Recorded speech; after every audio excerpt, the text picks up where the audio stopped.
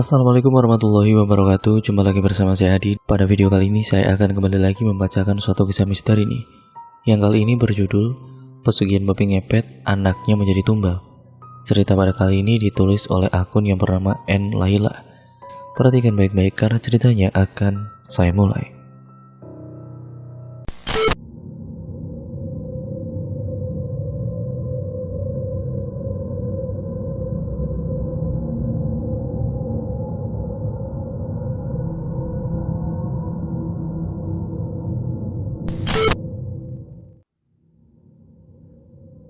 Ini kisah dari salah seorang yang bernama kita sebut saja namanya Mas Wisnu. Wisnu ini menyaksikan sendiri apa yang dilakukan oleh kedua orang tuanya, bahwa orang tuanya ini yang telah mempersekutukan Allah Subhanahu wa Ta'ala. Dulu waktu Wisnu ini masih bayi, dia dari lahir sudah cukup berkecukupan, karena kedua orang tuanya Mas Wisnu adalah orang yang kaya raya. Ayahnya Wisnu seorang pengusaha yang memiliki 3 perusahaan. Ambisinya yang ingin sukses selalu dilakukannya, dan memang kita sebut saja Pak Danang ini orangnya cerdas. Apa yang menjadi idenya selalu saja berhasil dan sukses. Bahkan sampai dia memarahi para karyawannya kalau ada salah satu karyawan yang lalai dan melakukan kesalahan, namun tidak sampai memecatnya. Pak Danang hanya ingin memberikan pelajaran bagi karyawan agar tidak melakukan kesalahan yang sama lagi. Mas Wisnu saat itu selalu hidup berkecukupan. Semua perlengkapan bayinya saat dia lahir pun harganya mahal-mahal dan mewah. Sedangkan ibunya Mas Wisnu ini kerjanya di rumah mengurus bayinya, yaitu Mas Wisnu. Dia menjadi seorang ibu rumah tangga yang rajin dan dengan penuh hati merawat buah hati pertamanya. Mereka tinggal di komplek perumahan yang ada di kotanya. Saat Pak Danang bekerja, di rumah hanya tinggal berdua saja, yaitu ibunya dan Mas Wisnu. Saat itu Pak Danang jarang di rumah karena terlalu sibuk dengan pekerjaannya yang mengharuskannya berangkat pagi pulang malam. Apalagi Pak Danang memiliki perusahaan, yaitu 3. Jadi dia harus bisa membagi dari perusahaan satu ke perusahaan yang lainnya. Ayahnya Mas Wisnu ini lebih sering lembur di kantornya dan jarang sekali bercengkrama dengan ibu dan Mas Wisnu. Pak Danang pulang hanya untuk beristirahat tidur saja. Sedangkan saat Pak Danang pulang, istri dan anaknya sudah terlelap tidur. Dia pulang biasanya sekitar pukul 10 malam baru sampai di rumahnya.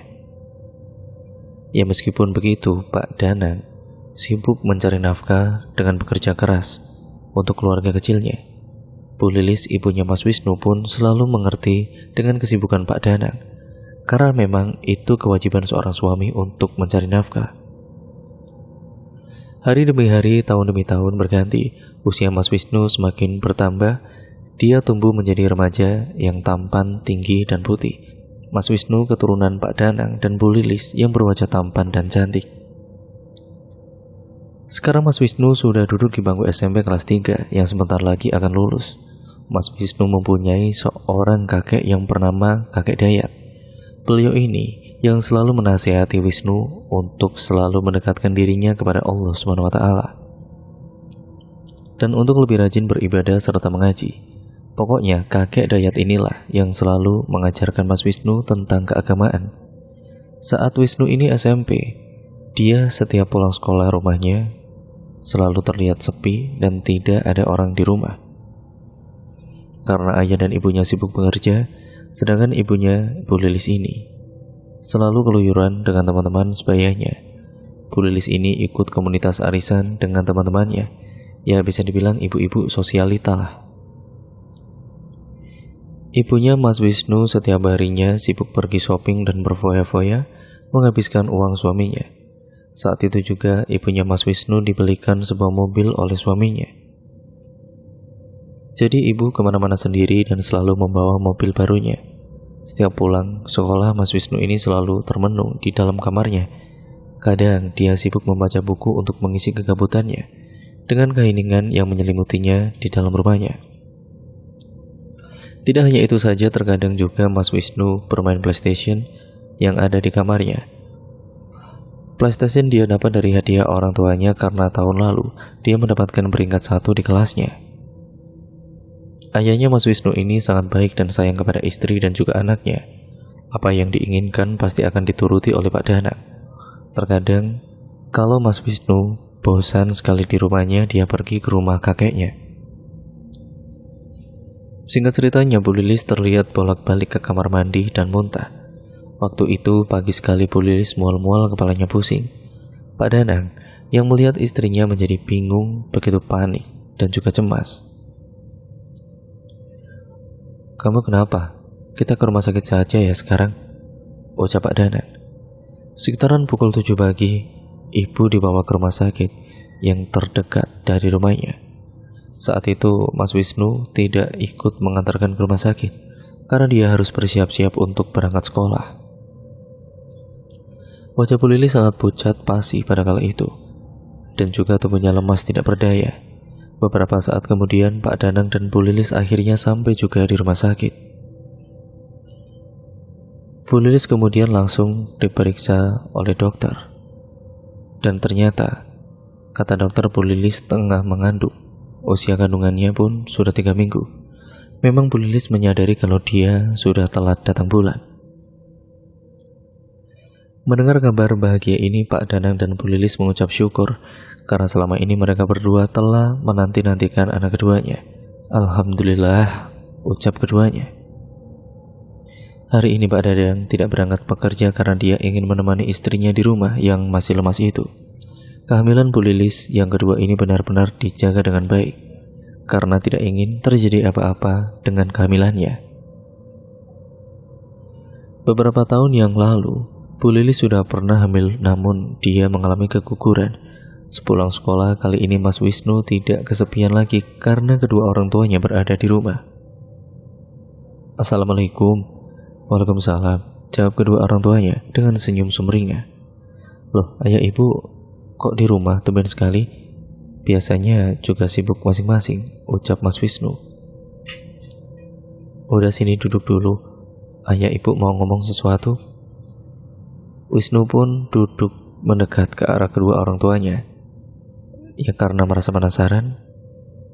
"Kamu sebentar lagi mau jadi kakak," ucap ayah. Maksudnya aku mau punya adik ya?" Kedua orang tuanya pun hanya mengangguk kepada Mas Wisnu dengan senyumannya. "Asik, aku jadi gak kesepian lagi deh nantinya," jawabnya dengan gembira. "Ya sudah, sana ganti baju dulu, terus makan siang." "Iya Bu," jawab Mas Wisnu dengan singkat. Mas Wisnu pun bergegas segera masuk ke dalam kamarnya untuk mengganti seragam sekolahnya dengan baju santai. Singkat ceritanya, 9 bulan kemudian, di mana Bu Lilis akan melahirkan buah hatinya. Saat itu Pak Danang panik karena Bu Lilis mengeluh sakit pada perutnya. Pak Danang pun langsung membawa Bu Lilis ke rumah sakit dengan mengemudikan mobilnya dengan kecepatan yang cukup tinggi. Sesamanya di rumah sakit, ternyata Bu Lilis akan segera melahirkan. Beberapa jam kemudian, akhirnya anak keduanya, Pak Danang dan juga Bu Lilis, telah lahir ke dunia ini dengan keadaan sehat dan cantik. Anaknya langsung diberi nama. Namanya kita sebut saja, yaitu Nara. Setelah melahirkan, Bu Lilis dan bayinya sudah diperbolehkan untuk pulang ke rumah. Mas Wisnu sangat menyayangi adiknya yang masih bayi itu. Terkadang adiknya dijaga oleh Mas Wisnu kalau ibunya sedang mandi dan juga masak. Hari demi hari, tahun demi tahun berganti. Usia adiknya pun sudah menginjak usia 3 tahun yang tidak terasa. Hingga suatu ketika, perusahaan ayahnya mengalami kebangkrutan karena Pak Danang telah tertipu investasi bodong oleh perusahaan lain. Akhirnya, Pak Danang ini harus meminjam uang ke bank untuk menggaji para karyawannya. Karena uangnya sebagian sudah dijadikan sebagai investasi, yang ternyata Pak Danang ini kena tipu. Sampai akhirnya jatuh tempo untuk segera membayar hutang-hutangnya yang ada di bank. Sampai didatangi oleh debt collector, namun Pak Danang tidak bisa membayar hutangnya karena usahanya diambang kebangkrutan. Itu semua yang menjadikan semua perusahaan milik Pak Danang disita oleh bank.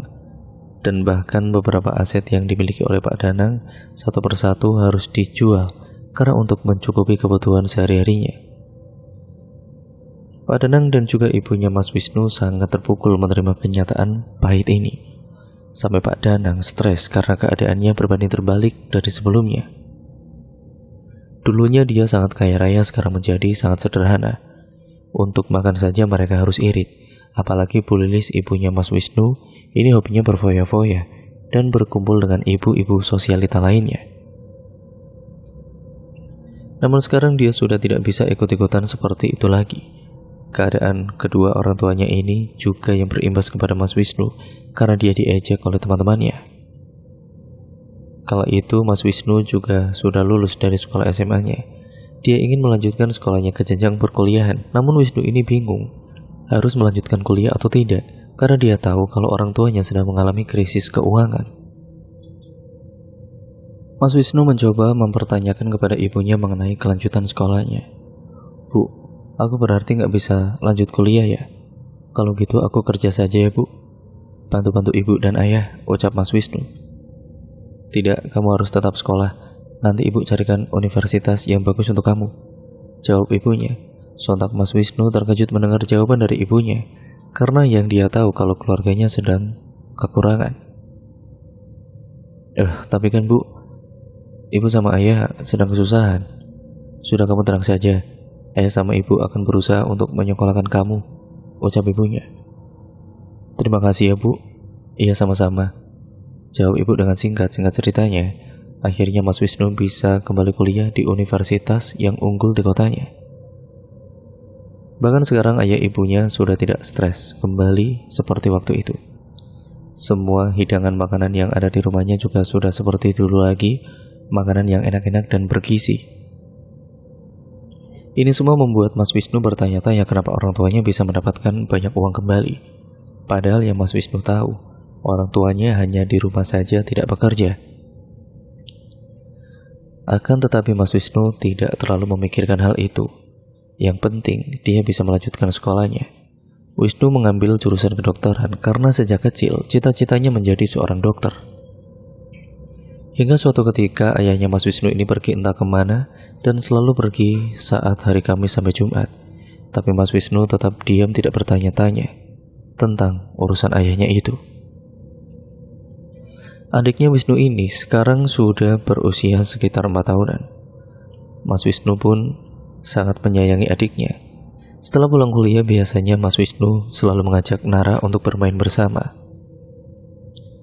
Nara anaknya pintar dan menggemaskan. Apalagi pipinya yang cabi membuat Mas Wisnu selalu mencubit pipi adiknya karena gemas. Semua apa yang diinginkan Nara, ayah ibunya selalu mengusahakan untuknya. Mas Wisnu saat berangkat sekolah harus menggunakan angkutan ke kampusnya, karena motornya yang dulu terpaksa harus dijual karena saat itu untuk memenuhi kebutuhan sehari-harinya. Yang ada hanya mobil ayah, namun tersisa satu, karena mobil yang milik ibu itu juga dijual. Keesokan paginya, saat Mas Wisnu akan berangkat kuliah, dia dikejutkan dengan adanya motor sport yang terparkir di depan halaman rumahnya. Ya, ayah, sini keluar sebentar ya, teriaknya dari depan rumah. Ada apa, Nu? Tanya Pak Danang. Ini motor siapa ya, kok ada di sini? Bagus banget lagi motornya. Motor kamu, ucapnya. Motor aku, jawabnya tidak percaya. Iya, ini ayah belikan buat kamu. Ini kuncinya, kamu pakai buat pulang pergi ke kampus kamu, ucap ayahnya. Wah, terima kasih ayah. Ini motor yang aku impi-impikan ya, jawab Mas Wisnu. Pak Danang pun tersenyum kepada Mas Wisnu. Mas Wisnu mulai menghidupkan mesin motor barunya itu dan segera berangkat ke kampus. Semua teman-temannya yang ada di kampus matanya tertuju kepada Mas Wisnu yang baru sampai di parkiran. Widih, motor baru nih, ucap Heru temannya. Mas Wisnu menjawab dengan senyuman sumringah kepada Heru. Makan-makan dong, motornya baru kok, ucap Heru. Dan iya, nanti istirahat aku traktir, jawabnya. Saat jam istirahat telah tiba, Mas Wisnu dan Heru pun pergi ke kantin kampusnya.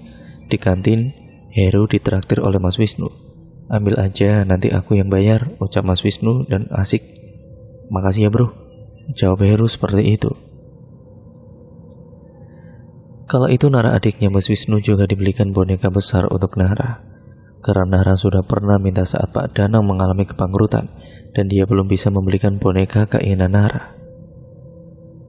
Dan sekarang akhirnya Nara dibelikan boneka besar sekali oleh ayahnya. Tidak henti-hentinya Nara memeluk boneka teddy bear yang besar itu. Malam harinya saat mereka asik menonton televisi bersama, boneka teddy bearnya Nara masih tetap dibawa terus menonton televisi dan dipeluknya dengan erat. Nara, bonekanya kok dipeluk terus, kenapa? Kakak aja gak pernah dipeluk Nara, ucap Mas Wisnu meledek Nara. Akhirnya Nara menghampiri kakaknya dan langsung memeluknya. Aku sayang sama kakak, ucap Nara dengan lucunya. Kakak juga sayang sama Nara, jawabnya.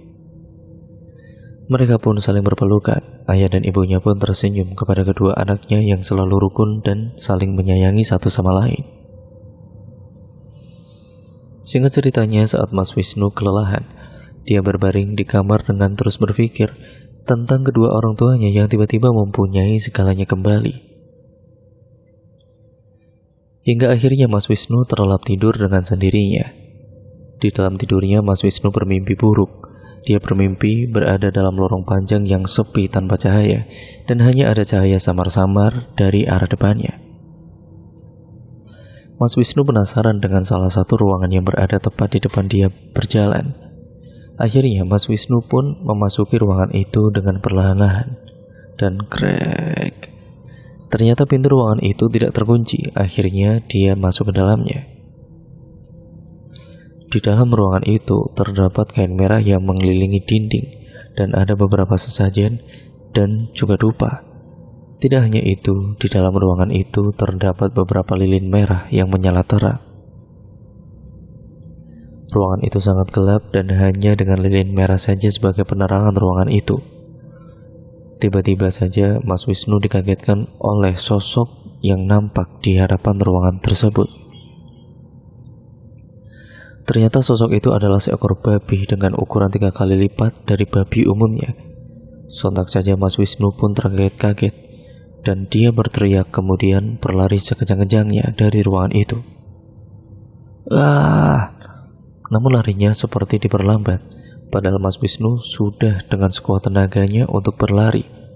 Sosok babi itu terus mengejar Mas Wisnu dengan suara khas babinya.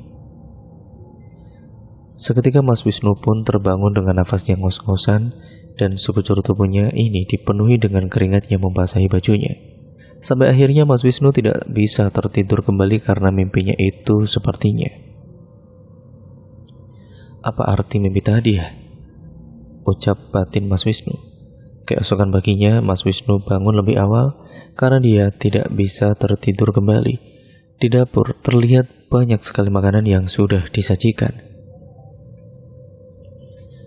Siapa yang masak sebanyak ini? Ucapnya dalam hati. Tiba-tiba Mas Wisnu dikagetkan oleh ibunya yang entah dari mana. Udah bangun kamu, Nu? Ayo makan dulu, kamu lapar kan? Ucap ibunya.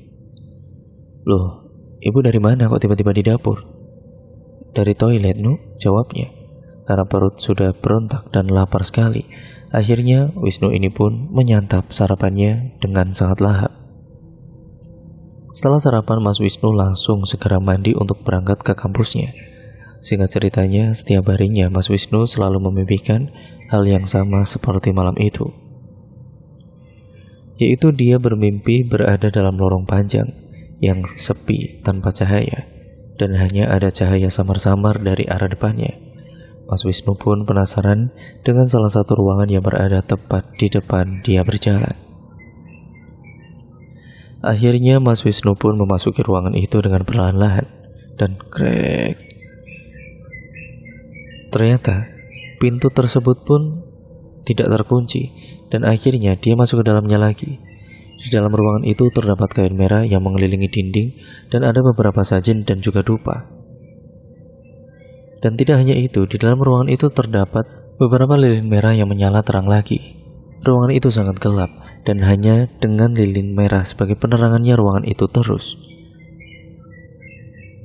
Mimpi itu pun terjadi berulang-ulang kali di setiap malamnya, membuat tidurnya itu yaitu tidurnya Wisnu ini terganggu dan menjadi tidak tenang. Dan apa yang sebenarnya terjadi dan apa yang dimaksud dari mimpi ini membuat Mas Wisnu bertanya-tanya. Dari mimpinya itu, yang setiap malam datang, Wisnu menjadi kurang tidur, matanya menjadi mata panda. Kedua bawah matanya pun menghitam dan berkatung, terlihat lelah karena kurang tidur.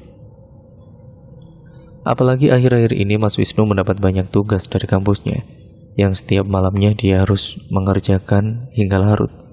Namun larut malam sekitar pukul 12 malam baru tidur jam 2-nya, dia langsung terbangun karena mimpi itu dan tidak bisa tidur kembali sampai pagi. Bahkan setiap harinya Mas Wisnu selalu mengalami kejadian-kejadian aneh di dalam rumahnya. Saat malam hari sekitar pukul 2 malam, saat dia terbangun karena mimpi buruknya itu, Mas Wisnu tiba-tiba mencium aroma kemenyan dan bunga-bunga yang menyeruak di hidungnya. Betapa terkejutnya malam itu, Mas Wisnu mendengar ada suara babi di dalam kamarnya. Mas Wisnu pun mencari di mana asal suara babi itu. Betapa terkejutnya Mas Wisnu saat dia melihat ada seekor babi berdiri di pojok kamarnya. Astagfirullah, ucapnya. Mas Wisnu pun kembali ke kasurnya dan menarik selimutnya. Babi yang ada di kamarnya itu pun nyata dan bentuknya sama persis seperti yang ada di dalam mimpinya. Namun Mas Wisnu terus membacakan doa yang berkomat-kamit di dalam mulutnya. Dan beberapa saat kemudian babi itu menghilang, seketika entah kemana perginya. Akan tetapi Mas Wisnu tidak menceritakan semuanya kepada orang tuanya, dia masih pendam sendiri. Tidak hanya itu, Mas Wisnu juga akhir-akhir ini selalu melihat penampakan babi berada di sekitar halaman depan maupun halaman belakang rumahnya. Mas Wisnu juga pernah melihat ayahnya yang tidak seperti biasanya. Pernah waktu itu Mas Wisnu mendapati Pak Danang seperti babi. Saat malam hari Mas Wisnu sedang makan malam sekitar pukul 7 malam. Melihat ayahnya, makannya sangat rakus sekali hingga 3 kali porsinya. Pukul 9 malam ayah izin sama ibu untuk pergi tiba-tiba saja. Mas Wisnu melihat dari wajah ayahnya ini seperti moncong babi. Saat Mas Wisnu mengecup kedua matanya dan kembali membuka matanya, wajahnya Pak Danang berubah seperti wajah biasanya. Mungkin perasaanku saja, ucapnya dalam batin. Mas Wisnu pun tidak terlalu menghiraukan tentang hal yang barusan dilihatnya itu. Dia kembali ke kamarnya untuk mengerjakan tugas-tugas kuliahnya. Singkat ceritanya, karena merasa terganggu dengan mimpinya yang selalu menghampirinya, dia memutuskan untuk pergi ke rumah kakeknya ingin menceritakan soal mimpinya ini. Kebetulan hari ini hari Minggu, jadi Mas Wisnu tidak berangkat ke kampus. "Bu, aku mau pergi dulu ya Bu ke rumah kakek," ucap Mas Wisnu. "Iya, hati-hati," jawab ibu. Mas Wisnu pun kemudian mengendarai sepeda motornya menuju ke rumah kakeknya, yang jaraknya sekitar 30 km dari rumah. Rumahnya cukup jauh dari rumah orang tuanya Mas Wisnu. Dia pergi sendiri ke rumah kakeknya karena dia juga ingin menenangkan pikirannya tentang mimpi itu. 1 jam kemudian akhirnya Mas Wisnu pun sampai di rumah kakeknya. "Assalamualaikum." "Waalaikumsalam. Kakek sudah tahu kalau kamu pasti mau datang ke sini hari ini. Ayo masuk," ucap kakeknya. Mereka pun masuk ke dalam ruang tamu dan kemudian duduk di sebuah kursi. "Kakek tahu apa yang akan kamu ceritakan." "Ceritakanlah," kata kakek Dayat. Bagaimana kakek bisa tahu apa yang ada di pikirannya cucunya ini? Namun Mas Wisnu ini menceritakan semuanya pada kakeknya. "Jadi gini kek, akhir-akhir ini aku selalu bermimpi seperti ini. Bermimpi berada dalam lorong panjang yang sangat sepi, tanpa cahaya, dan hanya ada cahaya samar-samar di arah depannya." Mas Wisnu pun penasaran dengan salah satu ruangan yang berada tepat di depan dia berjalan. Akhirnya Mas Wisnu pun memasuki ruangan itu dengan perlahan-lahan. Krek. Ternyata pintu ruangan itu tidak terkunci. Akhirnya dia masuk ke dalamnya. Di dalam ruangan itu terdapat kain merah yang mengelilingi dindingnya, dan ada beberapa sesajen dan juga dupa juga. Tidak hanya itu juga, di dalam ruangan itu terdapat beberapa lilin merah yang menyala terang. Ruangan itu sangat gelap dan pengap, dan hanya dengan lilin merah sebagai penerangannya ruangan itu. Jelas Mas Wisnu kemudian. Kakek hanya bisa tersenyum kepada Mas Wisnu seakan dia tahu dengan apa arti dari mimpinya Mas Wisnu itu. Mas Wisnu juga menceritakan kepada kakeknya tentang apa yang saat malam itu dia lihat, apa yang terjadi pada wajah ayahnya. Itu semua harus kamu terima karena mimpi kamu itu nyata terjadi denganmu. Maksudnya kakek gimana? Tanya Mas Wisnu yang penasaran. Kedua orang tuamu telah mempersekutukan Allah. Mereka sudah melakukan pesugihan babi ngepet demi harta kekayaannya. Jelas kakek. Astagfirullahaladzim. Terus bagaimana cara menghentikan itu semuanya, kek? Aku tidak mau ayah ibu terjerat dalam pesugihan babi ngepet ini lagi, kek. Tolong, kek, ujar Mas Wisnu. Akhirnya kakek Dayat menyarankan untuk Mas Wisnu menginap selama 2 hari di rumah kakeknya. Kamu nginap dulu di sini selama 2 hari, biar nanti nenek kamu yang mengabari ke orang tuamu, ucap kakek. Kenapa harus menginap, kek? Tanya Mas Wisnu. Nanti kita labrak kedua orang tua kamu itu di rumah.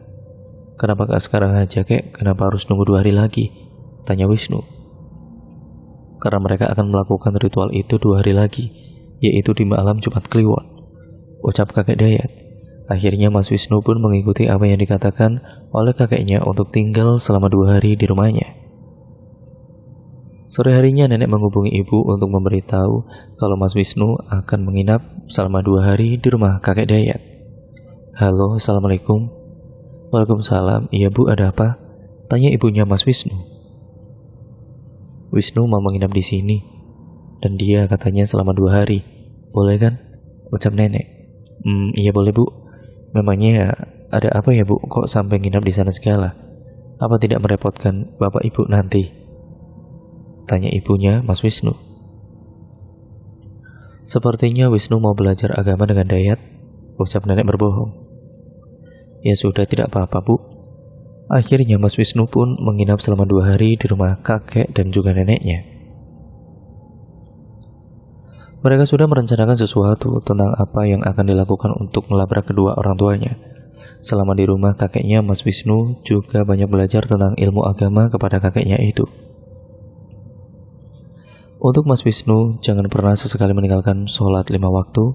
Syukur-syukur untuk selalu melaksanakan sholat sunnah. Kamu harus pertebal imanmu dan selalu jaga sholat fardu 5 waktu, jangan sampai terlewat. Syukur-syukur ya kalau kamu menjalani sholat sunnahnya juga, ucap kakeknya. Iya kek, aku selalu ingat pesan kakek. Dan jangan lupa doakan kedua orang tuamu supaya mereka bertobat. Mas Wisnu pun hanya mengangguk menjawab pertanyaan kakek. Di rumahnya kakek Dayat, juga Mas Wisnu selalu diajarkan mengaji. Mas Wisnu sudah diajarkan oleh kakeknya sejak dini, sejak dia masih kecil. Saat itu Mas Wisnu sedang duduk di sekolah dasar. Sampai sekarang pun kakeknya tetap menebarkan kebaikan untuk cucu kesayangannya itu. Mas Wisnu pun masih tetap berangkat ke kampus dari rumah kakeknya karena dia harus menginap selama 2 hari di rumah kakeknya. Jaraknya menuju ke kampus dari rumah kakeknya lebih jauh, maka dari itu Mas Wisnu harus berangkat lebih awal ke kampusnya. Singkat ceritanya sudah 2 hari Mas Wisnu menginap di rumah kakeknya. Akhirnya tiba di mana Mas Wisnu dan kakek Dayat melabrak kedua orang tuanya. Mereka berangkat dari rumah kakeknya sekitar pukul 10 malam. Dengan menggunakan motornya, Mas Wisnu kakek membonceng Mas Wisnu di belakang. Hawa dingin menusuk ke dalam tubuh keduanya. Mereka menggunakan jaket tebal untuk mengusir rasa dinginnya itu. Mas Wisnu sengaja memperlambat laju kecepatan motornya karena dia sedang membawa kakeknya. Sekitar 1 jam perjalanan, akhirnya mereka sampai di komplek perumahan Pak Danang dan Bu Lilis. Wisnu, kita turun di sini saja. Matikan mesin motornya terus tuntun, ucap kakek. Memangnya kenapa, kek? Supaya mereka tidak mendengar kedatangan kita, timbal kakek. Kakek Dayat dan juga Mas Wisnu pun akhirnya menuntun motornya dengan perlahan-lahan, dan motornya diletakkan di depan pagar rumahnya. Saat meletakkan motornya itu pun, Mas Wisnu sangat pelan-pelan sekali. "Kita lewat pintu belakang saja," pinta kakek karena memang pagar gerbang depannya sudah terkunci rapat. Akhirnya mereka lewat pintu belakang rumahnya. Pintu belakang rumahnya memang tidak pernah ditutup oleh keluarganya Pak Danang. Mas Wisnu dan juga kakek Dayat itu pun berjalan dengan mengendap-endap dengan langkah kaki yang perlahan. Saat memasuki ruangan dapur, rumahnya terlihat sepi, tidak ada siapa-siapa, hanya ada televisi yang menyala. "Kek, mereka di mana?" tanya Mas Wisnu dengan lirih. Lalu kakek menunjuk ke arah lantai atas. Mereka berdua pun akhirnya melewati tangga rumah dengan perlahan-lahan dan mengendap-endap agar tidak terdengar tapakan kaki. Beberapa saat kemudian akhirnya mereka sampai di depan kamar yang tertutup rapat.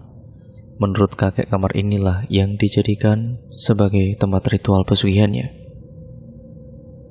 Ternyata rasa penasarannya Mas Wisnu yang selama ini dia benar-benar penasaran kan, ini akhirnya terungkap juga. Waktu itu Mas Wisnu pernah menanyakan tentang kamar itu kepada ibunya.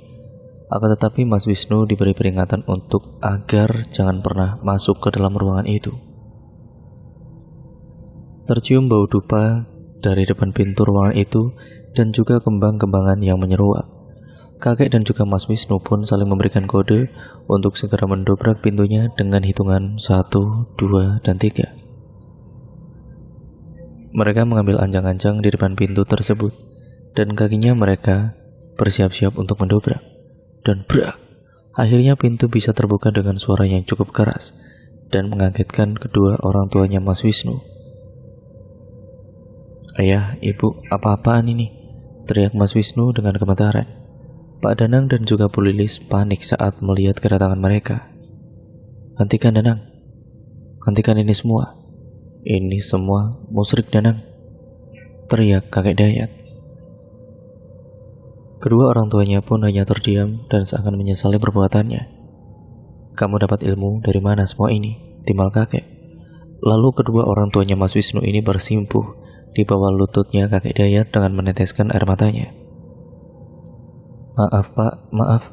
Kami melakukan ini semua karena kami belum bisa menerima kemiskinan kami, Pak," ucap ayah. Sudah, bangun. Tobatlah kalian sebelum semuanya terlambat." Iya Pak, saya akan bertobat," jawabnya terbata-bata. Di dalam ruangan tersebut terdapat lilin merah menyala dan kain-kain merah yang menempel di dinding-dindingnya, dan juga ada beberapa sesajen, bunga, serta bakaran dupa. Saat itu kedua orang tuanya sedang merapalkan mantra dan juga melakukan ritual. Suasana ruangan ini sama persis dengan apa yang ada di dalam mimpinya Mas Wisnu.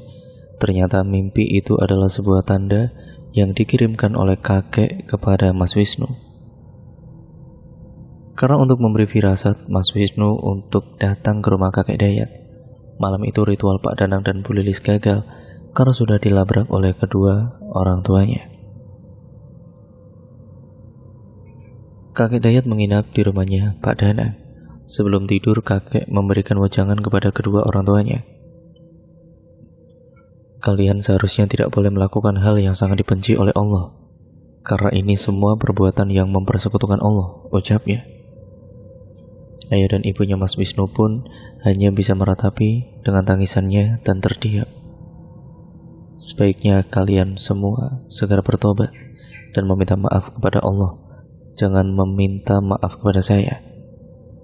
Perteballah iman kalian dan jangan pernah meninggalkan sholat," jelas kakeknya. Kedua orang tuanya akhirnya tersadar, mau bertobat juga. Memang sejak saat ayahnya Mas Wisnu ini sibuk di kantornya dan ibunya memang sibuk dengan teman-temannya, mereka semua ini tidak pernah melaksanakan sholat sama sekali dengan alasan sibuk tidak ada waktu. "Hentikan pesugihan babi ngepet ini," tegas kakek. "Tapi gimana caranya, Pak?" tanya Pak Danang. "Besok kita pergi ke dukun tempat kamu mempelajari ilmu itu. Iya Pak, jawab Pak Danang dengan singkat. Mereka tinggal berempat di rumahnya Pak Danang karena beberapa bulan yang lalu adiknya Mas Wisnu ternyata telah meninggal dunia. Nara meninggal dunia saat dia sedang bermain sepeda barunya yang dibelikan oleh ayahnya. Kejadian itu terjadi di sore hari setelah Nara dan Wisnu saling berpelukan erat. Saat itu Nara sedang bersepeda dengan teman-teman sebayanya yang ada di komplek perumahan. Nara malah nekat keluar dari area komplek untuk bermain sepedanya. Saat itu Nara tertabrak mobil yang sedang melaju cepat ke arah Nara dari arah yang berlawanan. Akan tetapi menurut kesaksian satpam yang ada di komplek tersebut melihat kejadian Nara. Katanya kalau Nara sengaja menabrakkan dirinya dengan sepedanya ke arah mobil tersebut. Saat itu Nara sempat dibawa ke rumah sakit terlebih dahulu dan mendapatkan perawatan yang intensif. Namun Nara bertahan hanya 2 hari saja di rumah sakit. Karena saat itu kepalanya Nara yang pertama kali jatuh ke aspal dan menyebabkan darahnya menggumpal di kepalanya dan membuat terjadi pembekuan darah. Itulah yang menyebabkan Nara meninggal dunia. Keesokan harinya mereka berempat mengunjungi ke rumah dukun itu dan menggunakan mobil ayahnya Mas Wisnu. Jarak tempat dukun tersebut cukup jauh dari rumahnya Pak Danang. Karena tempat dukun itu berada di kota lain yang berada jauh sekali dari kota mereka, ya mungkin sekitar 3 jaman mereka menempuh perjalanan menuju ke rumahnya dukun tersebut. Kala itu Pak Danang mendapatkan info tentang keberadaan dukun tersebut. Ternyata dari salah satu temannya yang juga melakukan pesugihan kepada dukun itu. Sesamanya di tempat dukun itu pun, dukun itu menyambutnya dengan ramah, seperti tahu akan kedatangan mereka. Silakan masuk, saya sudah tahu apa maksud kalian datang ke sini, ucapnya. Kakek pun langsung menjelaskan tentang apa maksud kedatangannya. Saya mau kau cabut semua pesugihan babi ngepet yang dilakukan anak saya dan putuskan semua tali perjanjiannya, serta hilangkan ilmu yang melekat di dalam tubuhnya, ucap kakek. Sebenarnya Mbak Dukun itu tidak mau membantunya, tapi karena tahu kalau kakek Dayat ini adalah orang yang sangat disegani di desanya, jadi Mbak Dukun bersedia untuk melakukan itu. Mbak Dukun merapalkan mantra-mantranya di atas bakaran kemenyan yang berasap itu, dan ada segelas air putih dengan kembang 7 rupa yang dipancarkan mantra olehnya. Lalu setelah selesai merapalkan mantra dan ritualnya, air putih yang bercampur kembang 7 rupa itu pun diberikan kepada Pak Danang untuk diminumnya. Minumlah dan sisakan sedikit, ucap Mbah Dukun. Pak Danang pun menerima segelas air putih dengan kembang 7 rupa itu dan kemudian meneguknya perlahan-lahan. Karena rasanya bunga itu sangat pahit, jadi Pak Danang meneguknya dengan perlahan-lahan. Setelah selesai meminum air putih kembang 7 rupa itu dan sisa airnya dibalurkan ke wajahnya untuk cuci muka. Tidak hanya itu, tulisan mantra yang diberikan oleh Mbah Dukun itu pun yang berada di kertas langsung dibakarnya di atas dupa. Memang dari rumah Pak Danang sudah membawa kertas bertuliskan mantra tersebut. Singkat ceritanya, sepulangnya dari Mbah Dukun, ayah dan ibunya Mas Wisnu pun sudah berubah. Mereka sudah mau melaksanakan sholat dan bertaubat. Bahkan setiap malam mereka bangun untuk melaksanakan sholat tahajud. Sedangkan uang-uang dan perhiasan yang didapat dari pesugihan babi ngepet itu diberikan kepada kakek untuk dimusnahkan semuanya. Nah, sebelum kita mengakhiri cerita ini, kita flashback sebentar.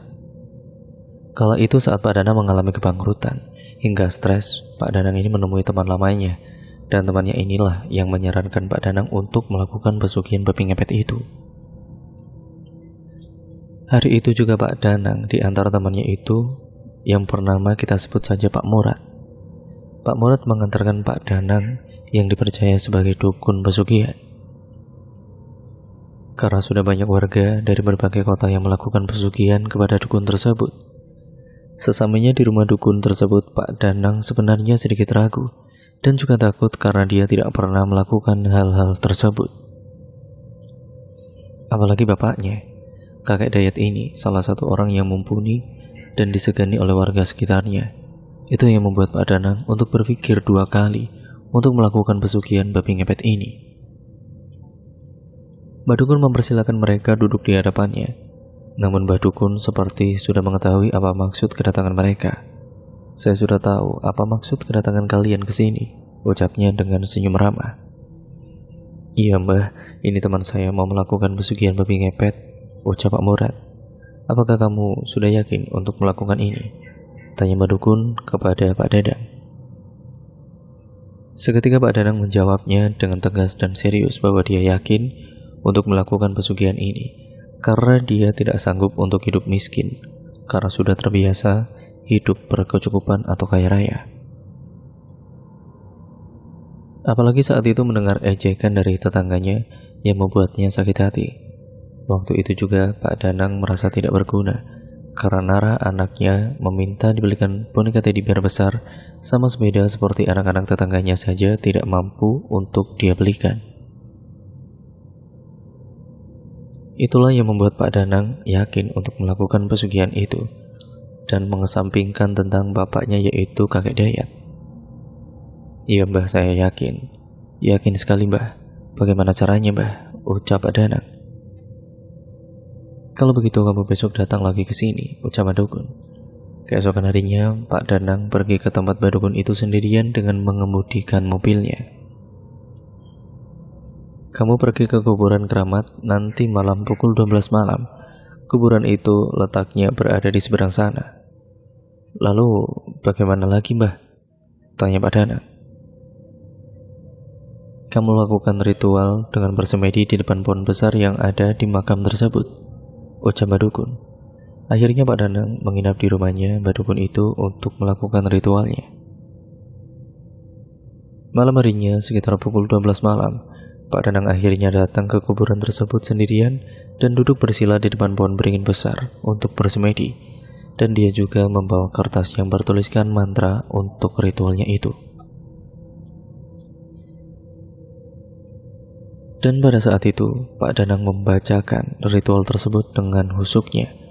Tiba-tiba angin kencang datang menghampirinya, dan terdengar suara babi membuat bulu kuduknya Pak Danang merinding. Namun Pak Danang masih tetap fokus membacakan mantranya. Tepat di hadapannya, seketika terlihat ada seekor babi yang ukurannya besar seperti kerbau. Ya, 3 kali lipat dari babi yang pada umumnya. Sontak Pak Danang terkejut dan mundur dari tempatnya bersemedi itu. Entah kenapa babi tersebut bisa berbicara layaknya manusia. Babi itu berbicara kepada Pak Danang. "Aku akan bantu kamu untuk cepat kaya raya, tapi serahkan tumbal terlebih dahulu untukku," ucap babi tersebut. "Tumbal?" tanya Pak Danang. "Iya, kamu harus menumbalkan anak kecil siapapun anak kecil itu setiap tahunnya yang harus sesuai syarat, yaitu anak yang lahir di Selasa Kliwon," ucapnya. "Tapi tidak menumbalkan anakku kan?" ucap Pak Danang. "Tidak, kamu tenang saja. Sesuai perjanjian, aku hanya ingin anak kecil yang bukan anakmu," kata babi tersebut. Setelah selesai ritualnya, Pak Danang kembali ke rumahnya Mbah Dukun dan menceritakan kalau Pak Danang sudah bertemu dengan babi yang dipercaya sebagai leluhur penunggu pohon beringin itu. "Kamu siapkan ruangan khusus untuk ritual, dan jangan ada orang lain yang masuk kecuali kamu dan istrimu. Dan siapkan sesajen kembang-kembangan, dupa, dan lilin merah," ucap Mbah Dukun. "Lalu ini mantra keduamu," ucap Mbah Dukun, dan kemudian dengan memberikan mantra keduanya. "Gimana caranya Mbah?" tanya Pak Danang. "Mantra pertama, lakukan untuk memanggil leluhur perjanjianmu tentang pesugihan babi ngepet tersebut. Sedangkan mantra yang kedua, kamu baca saat kamu akan melaksanakan tugas malam-malam ke rumah-rumah warga yang ingin kamu ambil duitnya," ucap Mbah Dukun. Ternyata mantra yang kedua ini bisa merubah Pak Danang menjadi seekor babi ngepet. Karena untuk penyamaran saat malam hari, Pak Danang melakukan aksinya. "Kamu datang lagi ke sini setiap malam Jumat Kliwon dan lakukan ritual di pohon beringin itu," Ibu Mbah Dukun. "Baik Mbah, terima kasih, akan saya laksanakan semuanya," ucap Pak Danang. Setelah mengerti dengan semua penjelasan Badukun, Pak Danang kembali ke rumahnya. Malam itu Pak Danang beraksi dengan menata sesajen kembang, dupa, dan lilin merah yang diperintah oleh Badukun. Setiap malam sekitar pukul 9 malam, memang ayahnya Wisnu ini selalu izin pergi keluar. Dan saat itu Mas Wisnu melihat ayahnya bermojong babi itu, ternyata Pak Danang akan melaksanakan aksinya. Setiap malam Pak Danang pergi ke rumah-rumah warga yang diincarnya untuk diambil perhiasan dan uangnya. Sebelum melakukan aksinya, Pak Danang selalu membaca mantra yang diberikan oleh Badukun. Untuk mengambil harta si pemilik rumah yang menjadi incarannya itu, Pak Danang harus menggesek-gesekkan tubuhnya pada dinding rumah warga tersebut. Suatu ketika Pak Danang mendapati kaca yang ada di rumah tersebut, dan betapa terkejutnya Pak Danang baru menyadari kalau wajahnya dan tubuhnya berubah menjadi sosok seekor babi. Sedangkan setiap malam itu Bu Lilis yang selalu berjaga lilin merah di dalam ruangan tersebut. Kebetulan Nara saat itu selalu tidur lebih awal, jadi Bu Lilis bisa membantu suaminya. Dari pesugihan babi ngepet itulah Pak Danang dan Bu Lilis mendadak menjadi kaya raya dalam waktu sekejap. Apalagi Pak Danang dan juga Bu Lilis bisa langsung untuk membiayai kuliahnya Mas Wisnu. Hingga waktunya tiba pada malam Jumat Kliwon, Pak Danang datang ke kuburan keramat tersebut untuk melakukan ritual yang sudah diperintahkan oleh Badukun. Seperti biasa saat Pak Danang sedang bersemedi, tiba-tiba ada hembusan angin kencang dan juga menggetarkan kaki dari si Pak Danang ini. Lalu kemudian pohon beringinnya juga bergoyang dengan kencangnya. Sosok babi tersebut nampak di hadapannya Pak Danang. Entah dari mana asalnya, tiba-tiba ada sebuah gelas yang berisi darah. Entah darah apa, yang jelas darah yang berwarna hitam kental. Di dalam gelas tersebut disuruh oleh babi tersebut Pak Danang untuk meminumnya sampai habis. Konon katanya untuk mempertebal ilmu hitamnya, saat Pak Danang sedang melakukan aksinya mengepet. Dengan sedikit jijik, Pak Danang meneguk darah itu dengan perlahan-lahan sampai Pak Danang menutup hidungnya saat meminum darah tersebut. Singkat ceritanya, malam Jumat Kliwon berikutnya, Pak Danang pergi ke kuburan keramat itu lagi untuk melakukan ritual yang ketiga kalinya. Namun, dalam ritual yang ketiga kali ini, babi tersebut membuat perjanjian baru kepada Pak Danang. Saya mempunyai perjanjian baru untukmu jika kamu ingin menjadi lebih kaya raya. Apa itu? Tanya Pak Danang penasaran. Kamu harus menyetubuhiku setiap malam Jumat di dalam ruangan ritualmu itu, ucapnya. Pak Danang akhirnya membuat perjanjian tersebut karena beliau tergiur untuk diiming-imingi harta yang 2 kali lipat. Setiap malam Jumat, sosok babi yang di dalamnya ada sosok jin leluhur itu datang ke ruangan ritualnya. Dan Pak Danang juga sudah bersiap-siap untuk melakukan persetubuhan dengan babi tersebut. Namun Bu Lilis tidak masalah dan memperbolehkan suaminya bersetubuh dengan babi siluman itu. Yang penting menurut Bu Lilis saat itu dia bisa shopping dan berfoya-foya dengan teman-temannya lagi. Hari demi hari, bulan demi bulan Pak Danang melakukan persetubuhan tersebut. Dan di mana hari Pak Danang menolak untuk bersetubuh dengan babi itu lagi, akhirnya anaklah yang menjadi korbannya. Ya, Nara dijadikan tumbal untuk pesugihan babi ngepetnya itu sendiri. Karena babi itu marah karena Pak Danang tidak menepati janjinya. Nara saat itu menurut saksi dari satpam dia menabrakkan dirinya ke mobil. Yang ternyata Nara ini didorong oleh sosok jin itu untuk membuat Nara meninggal dan dijadikan tumbal. Karena memang kebetulan Nara lahir pada Selasa Kliwon sesuai dengan syarat yang diminta oleh sosok jin tersebut yang berwujud siluman babi. Memang saat itu mereka jadi kaya raya dan bahkan semuanya bisa seperti dulu lagi. Bahkan tetangga yang pernah mengejeknya pun menjadi ciut, nyalinya tidak berani lagi untuk mengejeknya.